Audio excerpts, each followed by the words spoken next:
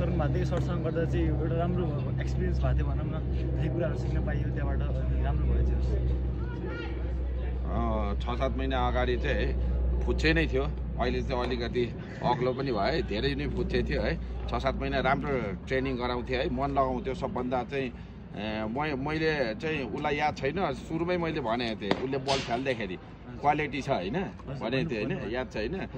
Quality छ, तिमी धेरै माथि जान सक्छौ है, यही अनुसारले फोकस गरे। फोकस चाहिँ एकदम राम्रो छ है, उसलाई मेहनत गर्न चाहिँ एकदम मन पराउँछ। अर्को फुच्चे पनि छ हाम्रो है, के अरे नाम, जोय पनि एकदम राम्रो छ है। यिनीहरू सानैदेखि चाहिँ एकदम मसँग चाहिँ सिक्दाखेरि चाहिँ 2 जना एक्टिभै थियो, अरूहरू पनि थिए 3-4 जना है, एकदम एक्टिभै थिए।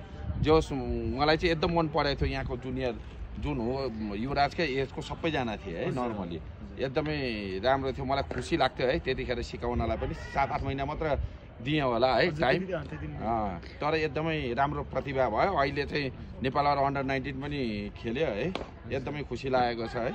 यसरी नै राम्ररी खेल्दै गर्ने फुच्चे नेपाल टिमबाट खेल्नुपर्छ है। किनभने तपाईँहरू भनेको चाहिँ अब नेपाल टिमको सिनियर टिमको चाहिँ तपाईँहरू ब्याकअप हो क्या, त्यो भएको कारणले गर्दाखेरि चाहिँ तपाईँहरूले चाहिँ राम्रो देशको लागि चाहिँ राम्रो गर्नुपर्छ र प्र्याक्टिस चाहिँ छोड्नु हुँदैन। Thank you.